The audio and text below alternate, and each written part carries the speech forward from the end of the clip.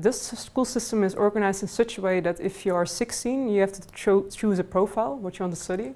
I have to admit, then I was not completely sure because there were 4 profiles and I chose to do actually double profile. It was more focused on nature and technical stuff, so more mathematics and physics, but also the biology track. So it was not that much different, but just to keep all options open. And also at that time I already started to visit universities because it was early, but I like to be on time. So when I was looking, I visited many universities. I looked at dentistry, even cultural anthropology, because different cultures was interesting. But when I was there, like, this is very important and very good, but I'm not sure if this is something I really want to do for years to come. And then after visiting Delft, Delft in the Netherlands is known to be one of the 2 technical universities. I really liked the atmosphere there. People were almost again like children playing around and like building things, and I really enjoyed doing this. So then I was already thinking, engineering is very nice. And then within engineering I was not certain yet, so that this came really later. Although in the end, when I was really 18, when I was finishing high school, then I was more choosing, okay, I'm gonna do aerospace engineering, because I liked ideas also that was quite international.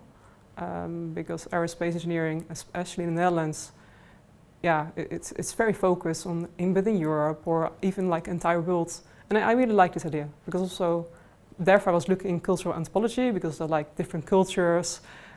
So in this way I could still go to other places, but still do also something I really enjoy, and it was a challenge as well.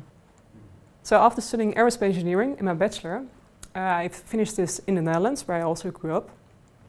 Then I decided, okay, the Netherlands was very interesting and was a good study program. However, I decided to do a master, and this master, it was abroad. And it's something called the Erasmus Mundus Master. What I've done is, it's called the Space Master, and it means that the Erasmus Mundus programs is that in 2-year time, you study at 3 different European universities. So that meant that I studied first half a year in Germany. And also the nice thing is that besides studying and living in different countries, all my classmates were also coming from all over the world. So I had classmates coming from India, China, South Africa, Mexico. And then we were a group of 50 students. And with the group of 50 students, we moved to Kiruna, that is North Sweden. So I can say I also lived for half a year above the polar circle. And then in my 2nd year, I went to France. And then after finishing then the courses there, I decided, okay, so I live now in Europe. Let's see how it is to live outside of Europe.